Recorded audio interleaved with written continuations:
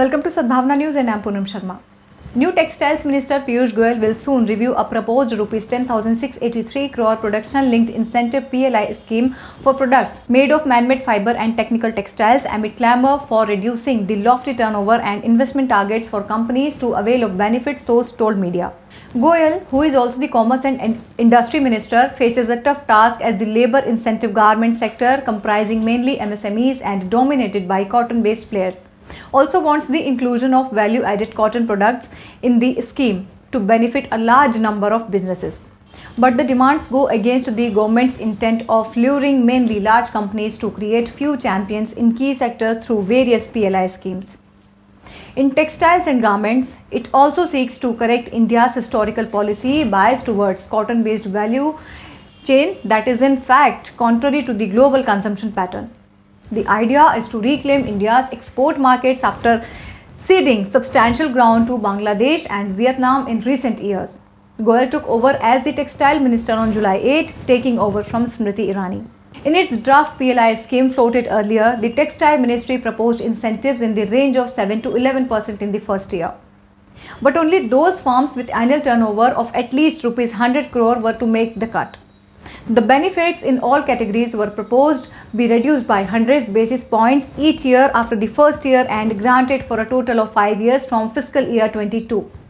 It's a very important scheme as it has potential to create a huge number of jobs. So obviously, the minister's guidance will be sought and he will review it, said an official source. The draft pledged as much as 11% incentive to large companies for investments over Rs 500 crore in greenfield projects in technical textiles.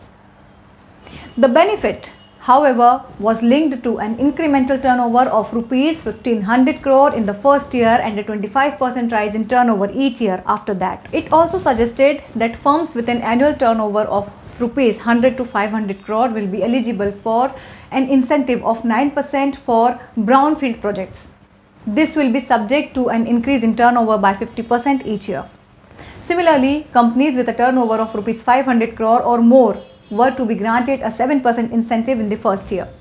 The benefit was tied to the condition that turnover has to be raised by 50% in the first year and by 25% each year after that.